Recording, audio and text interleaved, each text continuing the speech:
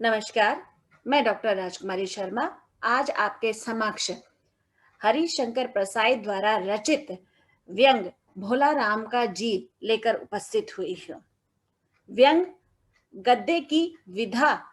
का महत्वपूर्ण अंग है, जिसके द्वारा व्यक्ति अपने भावों अभावों का समय वातावरण के अनुसार अपनी वेदनापूर्ण या भाव के आधार पर अभिव्यक्ति करता हुआ प्रतीत होता है। व्यंग का शाब्दिक अर्थ है शब्द की व्यंजना शक्ति द्वारा निकला अर्थ या भाव व्यंग कहलाता है। अन्य अर्थों में हम देखते हैं, जैसे किसी पर कटाक्ष करना, किसी पर व्यंग कसना, किसी पर, जैसे किसी को हम ताना देकर भी अपने भावों का अभावों का विचारों का वहां पर आदान प्रदान करते हुए प्रतीत होते हैं। कहने का तात्पर्य यह है कि अगर हमें लगता है कि कोई व्यक्ति किसी भी रूप में हमारे कार्य को, हमारे भाव को, हमारे विचार को सुनने में असमर्थता का भाव दिखाई देता है, तो हम अनेक माध्यमों से, उक्तियों से, लोकोक्तियों से, मुहावरों के द्वारा हम ये व्यंग कसते हुए दिखाई देते हैं। अगली स्लाइड में बच्चों मैंने बताया है कि किस तरह से व्यंग का जो रूप स्वरूप है उसका अर्थ कैसे प्रतिपादित होता हुआ प्रतीत होता है।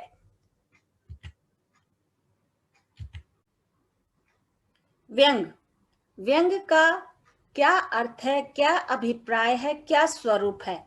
उसका आधार यहाँ पर प्रस्तुत किया गया है। व्यंग समाज या परिवार में हो रही विषमताओं और विसंगतियों को सहने या उसका उत्तर या प्रति उत्तर देने या करने में असमर्थ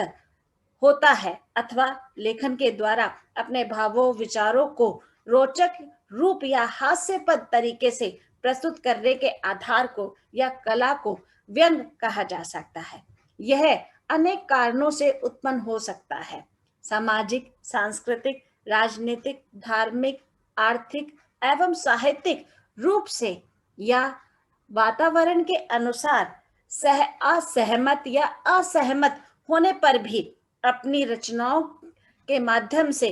उस व्यंग को लेखक लेखिका अपने भावों के आधार पर, विचारों के आधार पर अभिव्यक्त कर सकता है। व्यंग विधा, जैसे कि आपने बहुत सारी विधाएं अपने जीवन में देखी हैं, पढ़ी हैं, या अपने जीवन में उन्हें कहीं ना कहीं अप्लाई भी किया है, तो हम देखते हैं कि इन विधाओं का व्यक्ति के जीवन से एक महत्वपूर्ण संबंध होता है, जिसके द्वारा वह अपनी गतिविधियों को, अपनी भावों को, अपने विचारों को और अपने अनुभवों को आपके साथ एक तरह से साझा करते हुए दिखाई देते हैं। इस विधा की शुरुआत हरिशंकर प्रसाई ने की थी। हिंदी के पहले व्यंग के रचनाकार माने जाते हैं, जिन्होंने व्यंग को विधा के रूप में प्रस्तुत किया अथवा एक महत्वपूर्ण दर्जा दिया। भोला राम का जीव व्यंग का सार, कहने का तात्पर्य यहाँ पर यह है कि इस व्यंग में लेखक ने अपने जीवन में घटित घटनाओं का किस तरह से रूप स्वरूप प्रस्तुत किया है वह देखते ही बनता है। सामाजिक, आर्थिक, राजनीतिक या सांस्कृतिक गतिविधियों के द्वारा किस तरह से वह अपने जीवन में अनेक समस्याओं के द्वारा आहत या अभाव महसूस किया है, उसको कहीं ना कहीं भोला राम का जीव में प्रस्तुत करने का प्रयास किया है। भोला राम का जीव व्यंग में लेखक ने पौराणिक और आज की यानी कि वर्तमान युग की विसंगतियों में जीवन जीते व्यक्ति का मार्मिक चित्रण किया है कि किस तरह से जो आम व्यक्ति है वह अपना जीवन किस तरह से जीता है या अपने परिवार का पालन पोषण करता है, कितनी आर्थिक व्यवस्था से वह गुजरता हुआ दिखाई देता है, कितने अभावों से वह अपना जीवन काटते हुए दिखाई देता है, और उसकी जो ये करुण वेदना है उसका रूप स्वरूप इस व्यंग के माध्यम से लेखक ने बताने का प्रयास किया है। समय और समस्या, हम देखते हैं ये एक दूसरे से कहीं ना कहीं जुड़े हुए दिखाई देते हैं। सबके जीवन में कुछ ना कुछ समस्याएं लगातार लगी रहती हैं। कभी हम कहते हैं कि सामाजिक आधार पर हमें कई प्रकार की परेशानियां उत्पन्न होती है, पारिवारिक आधार पर परेशानियां उत्पन्न होती है, आर्थिक अभाव पर या धार्मिक आधार पर भी हमें अनेक प्रकार की परेशानियां उत्पन्न होती है, जिससे कि व्यक्ति अनेक आधारों पर उसका रूप स्वरूप प्रस्तुत करते हुए दिखाई देता है। व्यक्ति मतलब जो आज का व्यक्ति है वह कितना असंवेदनशील हो गया है कि वह अपनी स्थिति परिस्थितियों का एक तरह से समाधान निकालने में असमर्थ है, क्योंकि सारे जो समाधान है वह कहीं ना कहीं पैसे के द्वारा उसकी पूर्ति होती है, धन के द्वारा उसकी पूर्ति होती हुई दिखाई देती है। तो व्यक्ति इस धन के अभाव में किस तरह से अपना जीवन यापन करता है, अनेक परिस्थितियों में वह इन माध्यमों से गुजरता हुआ दिखाई देता है। तो उसका रूप यहाँ पर लेखक ने प्रस्तुत किया है। व्यक्ति को कितना असंवेदनशील बना देती हैं स्थितियां परिस्थितियां कि वह जीते जी तो वह अनेक समस्याओं का बोझ अपने जीवन में ढोता है, पर मरने के बाद भी वह इन परेशानियों में घिरा रहता है, उनसे बाहर नहीं निकल पाता। वह मरते वक्त भी कहीं ना कहीं ये सोचता रहता है कि मेरे परिवार का क्या होगा, मेरे बच्चे कैसे पलेंगे, मेरी बीवी का क्या होगा, मेरी माँ का क्या होगा। वह अनेक संबंधों में घिरा हुआ पाता है कि इनका जीवन मेरे ऊपर ही निर्भर था, अब अगर मैं नहीं रहूंगा तो इनका क्या होगा। इसी आधार पर वह पूर्ण रूप से अपने आप को समर्पित भाव देता हुआ दिखाई देता है। लेखक ने भोला राम की करुण वेदना का रूप व्यंग के आधार पर इस व्यंग में प्रस्तुत करने का आधार प्रस्तुत किया है। भोलाराम मरने के बाद भी वह यमराज के साथ नहीं पहुंच पाता, जिससे अनेक समस्याएं उत्पन्न हो जाती हैं। धर्मराज, चित्रगुप्त और यमराज अनेक प्रकार की अटकलें लगाते हुए सोचने विचारने के लिए वहां पर बाध्य होते हुए दिखाई देते हैं। तभी नारद जी के आगमन से समस्या के समाधान के लिए अनेक विचार दिमाग में दौड़ उठते हैं और भोला राम के विषय में जांच पड़ताल करते हुए प्रतीत होते हैं। कहने का तात्पर्य है इस जो व्यंग का जो सार है उसमें बताया है लेखक ने कि किस तरह से जो पात्र है वह अपने जीवन में अनेक विषमताओं विसंगतियों से गुजरता हुआ दिखाई देता है। सारे जीवन उसने संघर्ष किया है अपने घर परिवार को संभालने के लिए, क्योंकि वह आर्थिक अभाव से निरंतर झेलते हुए वहां दिखाई दिया है। गरीबी की जो मार है वह सबसे बड़ी मार होती है, वहां पर केवल समझौता ही जीवन में दिखाई देता है। इच्छाएं और जरूरतों की बात तो बहुत दूर की बात है। तो भोला राम भी इसी तरह से अपने परिवार का लालन पालन करने के लिए अनेक संघर्षरत प्रयास करते हुए दिखाई देता है। 2 लड़के और 1 लड़की और अपनी पत्नी का वह भार अनेक प्रकार से ढोते हुए दिखाई देता है, क्योंकि जो इच्छाएं जो जरूरतें हैं वह व्यक्ति की पूरी नहीं हो पाती, जिसके कारण वह अनेक प्रकार के आधारों को प्रस्तुत करते हुए दिखाई देता है। क्योंकि जीवन में सबसे बड़ी समस्या आर्थिक समस्या के रूप में ही यहाँ पर चित्रित की गई है कि मरने के बाद भी वह यमराज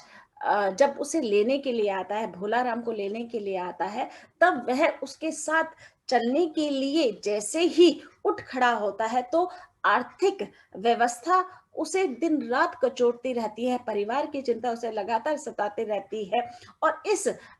चिंता से मुक्त या संघर्ष करने के लिए वह तुरंत वह अपनी आत्मा को वहां पर स्थिर ना रखते हुए वह वहां से एकदम विलुप्त होता हुआ दिखाई देता है, और वह उन कारणों में घिरा रहता है जिसके कारण वह परिवार का जो भरण पोषण करने का जो उसका अर्थ था वह जब उसकी पूर्ति नहीं होती तो वह अनेक प्रकार की परेशानियों को जन्म देते हुए नजर आती है। आर्थिक समस्या, भोलाराम मरने के बाद अचानक से उसकी आत्मा पृथ्वी लोक में ना जाने कहाँ, कैसे और क्यों, किस रूप में अटकी हुई दिखाई देती है। नारद जी जब परिवार वालों से मिलते हैं तो भोलाराम की पत्नी के द्वारा पता चलता है कि रिटायर होने के बाद भी पेंशन न मिलने के कारण अनेक समस्याएं वहां पर उत्पन्न होती हुई दिखाई देती है, जो भोलाराम की जो आत्मा है उसको वहां पर विचलित करती हुई दिखाई देती है। कहने का तात्पर्य है, इसमें जो पात्र भोलाराम है वह मरने के बाद भी परिवार में पूर्ण रूप से वहां पर समर्पित भाव दिखाई देता है, जिसके कारण उसकी आत्मा वहां से मुक्त नहीं हो पाती और परिवार की चिंता में वह जिन कारणों से उलझा रहता है वहीं पर वह दोबारा से उन अभावों में अपना जीवन गुजारते हुए दिखाई देता है, जिसके कारण अनेक प्रकार से वह संघर्ष रूप से प्रयास करता है कि किस तरह से इनकी जो पूर्ति है वह पूरी हो पाए। कहने का तात्पर्य यहाँ पर है कि रिटायर होने के बाद जब उसे पेंशन नहीं मिलती तो वहां पर उसके जो शारीरिक एवं मानसिक रूप से जो परेशानियां उत्पन्न होती है उसका यहाँ पर रूप स्वरूप लेखक ने बड़े ही करुणामय रूप में दर्शाने का प्रयास किया है। कि हम देखते हैं कि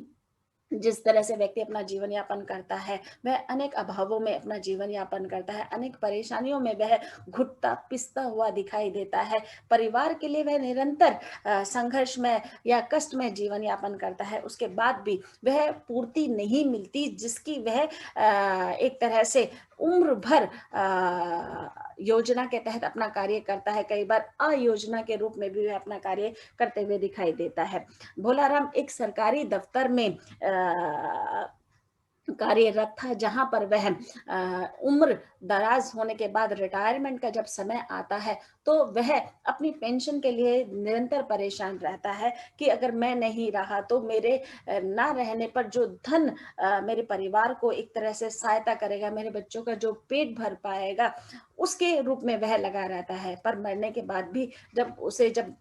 पेंशन नहीं मिलती तो वह अकारण अनेक चिंताओं में वहां पर घिरता हुआ दिखाई देता है, जिसके कारण वह अपनी शरीर से तो मुक्त हो जाता है पर अपनी आत्मा से परिवार के लिए किए गए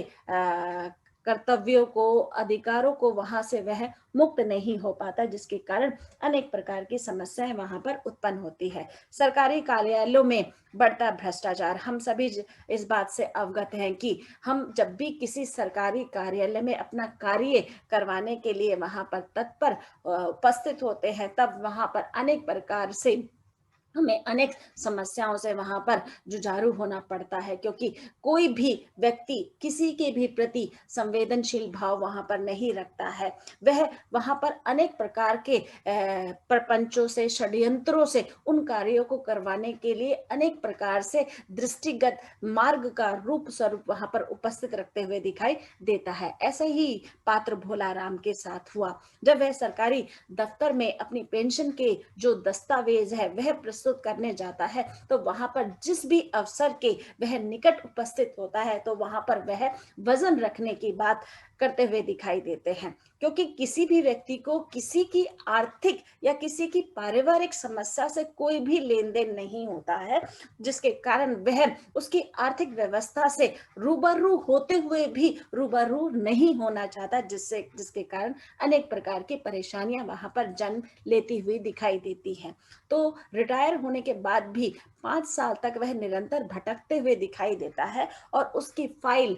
वहां आगे नहीं बढ़ती हुई दिखाई देती, क्योंकि वह रिश्वत वहां पर नहीं दे सकता, क्योंकि उसके पास रिश्वत के लिए पैसे ही नहीं है जो वहां पर वह रख पाए। पर ये कारण वहां पर अकारण अनेक लोगों के जो मन को वहां पर विचलित नहीं करता हुआ दिखाई देता है और वह उसकी फाइल को वहीं पर अटका कर रखते हैं जहां से वह शुरू हुई थी। तो इस तरह से सरकारी कार्यालयों में बढ़ता जो भ्रष्टाचार है वह अपने चरम पर पहुंच गया है। कोई भी व्यक्ति अपना कार्य ईमानदारी से नहीं कर पाता, ना ही करना चाहता है। जब तक नौकरी मिलती है या नहीं मिलती तब तक तो वह अपने कार्य के प्रति सजग रहता है, पर सरकारी नौकरी मिलने के बाद वह अपने आप को एक तरह से राजा महाराजा के रूप में जो प्रस्तुत करता हुआ दिखाई देता है, वह यहाँ पर व्यंग का रूप लेखक ने चित्रित किया है। मानवीय मूल्य, हम जीवन में अनेक प्रकार के मूल्यों से घिरे हुए हैं, क्योंकि जब व्यक्ति जन्म लेता है और मरणासन तक वह अनेक मूल्यों से अपने जीवन को एक तरह से निर्वाह करता हुआ दिखाई देता है। और ये मानवीय मूल्य ही हमारे जीवन का एक आधार है। इसी के द्वारा हम अपने जीवन को संपूर्ण रूप से, पूर्ण रूप से जीते हुए दिखाई देते हैं। अगर हमारे इन मूल्यों में संवेदना, वेदना और अवसाद के कारण हमें अनेक प्रकार के जो मानवीय मूल्य हैं वह किस तरह से धूमिल होते चले जा रहे हैं। हम देखते हैं कि समस्या या व्यवस्था दोनों ही एक दूसरे के पूरक तो हैं, पर हम इस रूप में भी इसे चित्रित कर सकते हैं कि जब समस्या आती है तब वह व्यवस्था साथ नहीं देती, जिसके कारण व्यक्ति तो चला जाता है पर वह समस्या एज इट इज वहीं पर उपस्थित दिखाई देती है। और इस वर्तमान काल में, या हम समकालीन कहें या प्राचीन काल कहें या आने वाला भविष्य काल कहें, उसमें भी हम ये देखते हैं कि जो सरकारी कार्यालयों में जिस तरह से व्यक्ति अपने मानवीय मूल्यों को खोता चला जा रहा है, वहां पर हम एक सुदृढ़ या एक अच्छे समाज की कैसे कल्पना कर सकते हैं। अगर मानवीय मूल्य सुरक्षित रहेंगे तभी व्यक्ति अपने जीवन को आगे बढ़ा सकता है, उसमें कार्य कर सकता है, क्योंकि हम एक दूसरे से जुड़े हुए हैं। और समाज और व्यक्ति अगर एक दूसरे के पूरक है तो उन्हीं के द्वारा किए गए कार्यों के द्वारा व्यक्ति अपने अर्थ को वहां पर संभावित रूप देते हुए प्रस्तुत होता है। अवसाद और यातना से पूर्ण जीवन, हम देखते हैं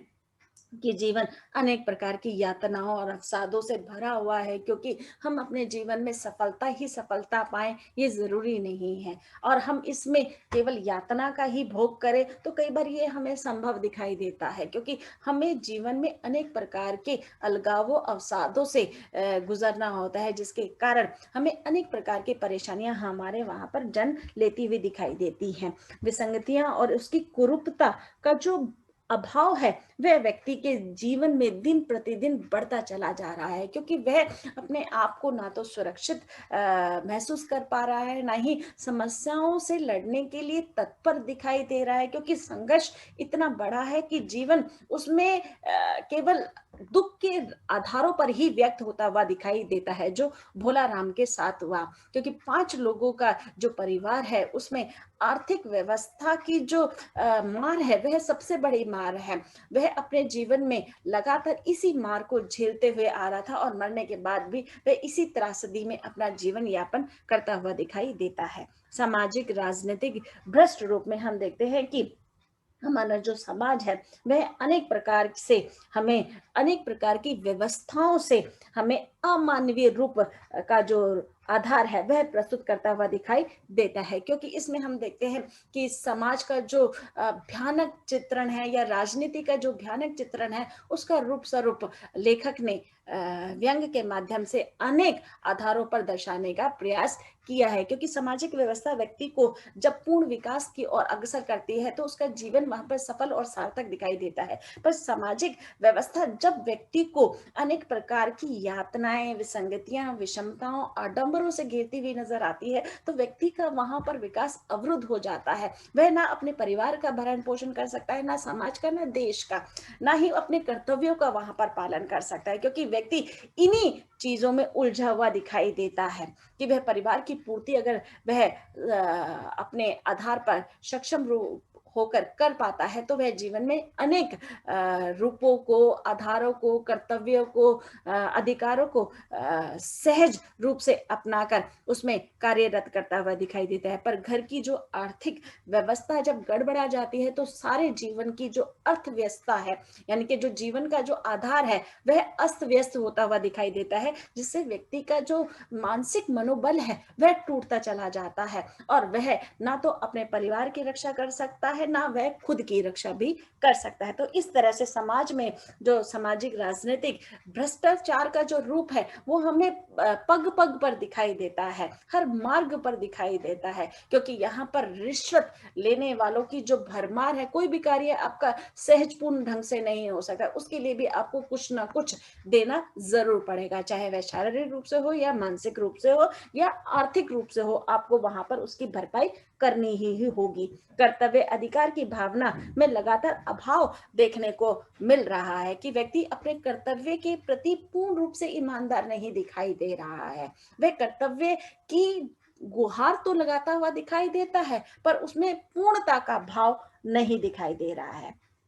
मानसिक शारीरिक विसंगति दिन पर दिन बढ़ती चली जा रही है। व्यक्ति आज पूर्ण रूप से इन अवसादों में लिप्त दिखाई दे रहा है और इन अवसादों से वह उभर कर नहीं आ पा रहा है। जैसे कि हम जानते हैं, महामारी का जो समय चल रहा है, आप देखिए कि इस समय में भी जहां जान की एक तरह से अभाव दिखाई दे रहा है, उसमें भी कई ऐसे भ्रष्ट लोग हैं जो आपके ऑक्सीजन के आधार पर, आपकी दवाइयों के आधार पर भी भ्रष्टाचार करने से नहीं चूकते हुए दिखाई देते। उन्हें ये नहीं दिखाई दे रहा है कि अगर व्यक्ति ही नहीं समाज में रहेगा तो आप इन पैसों का करोगे क्या, क्योंकि अकेले जीवन जीना बड़ा ही मुश्किल होता है और अकेले आपको सुख भी नहीं मिल पाता है। आप अलग से अनेक अवसादों में गिरते हुए दिखाई देते हैं। व्यक्ति की जो संकुचित सोच है वो यहाँ पर दिखाई देती है। आर्थिक व्यवस्था का कुरूप रूप लेखक ने यहाँ पर जो भोलाराम का जीव है उसके आधार पर अनेक प्रकार की विसंगतियों का जो रूप स्वरूप है वो वहां पर चित्रण किया है कि किस तरह से व्यक्ति अपने आर्थिक अभावों के कारण दिन प्रतिदिन उसमें लिप्त रहता है और उससे उभर कर नहीं आ पाता, जिसके कारण अनेक प्रकार की परेशानियां वहां जन्म लेती हुई दिखाई देती है। अनेक प्रकार के रूप स्वरूप वहां पर दिखाई देते हैं। आर्थिक व्यवस्था में व्यक्ति कितना परेशान और कितना समस्याओं से घिरा हुआ है कि वह मरने के बाद भी वह अपने परिवार की आर्थिक व्यवस्था में व्यक्ति लगातार परेशान और समस्याओं से घिरा हुआ दिखाई देता है। ऐसे ही हरिशंकर परसाई जी ने पात्र के द्वारा उसकी बिगड़ती हालत के बारे में चित्रण किया है कि आर्थिक व्यवस्था ने उसे इतना कमजोर कर दिया कि मरने के बाद भी वह अपने शरीर से मुक्त होकर भी मुक्त नहीं हो पा रहा। लगातार परेशानियां, समस्याएं उसके सामने निरंतर आते घटते हुए दिखाई देती है, जिसके कारण वह अनेक प्रकार की विषमताओं और विसंगतियों से पीड़ित दिखाई देता है। बनने के बाद भी उसे अपने परिवार की जो चिंता है वह लगातार सताती रहती है और वह उन चिंताओं में इतना पिसता चला जाता है कि वह उन दस्तावेजों से बाहर नहीं निकलकर आ पाता, जिसके कारण वह अपना जीवन निरंतर खोते हुए देखता है। 5 साल से लगातार कुछ ना कुछ बेचकर घर परिवार का बोझ उसकी बीवी घर का कार्य चला रही थी। अपनी पीड़ा को नारद के समक्ष जब वह रखता है तो वह भी परेशान हो जाता है। तब नारद स्वयं अपनी वीणा को रिश्वत के रूप में वहां पर अधिकारी को देते हुए नजर आते हैं कि इंसान इतना ज्यादा इन समस्याओं के कारण, इन परेशानियों के कारण, इतने स्वार्थों के कारण इतना अहित करने लगा है कि वह अपने पराये अवतार रूपी के रूप को भी वहां पर समझ नहीं पा रहा है, जिसके कारण वह नारद जी से भी रिश्वत वहां पर ले लेता है। और उस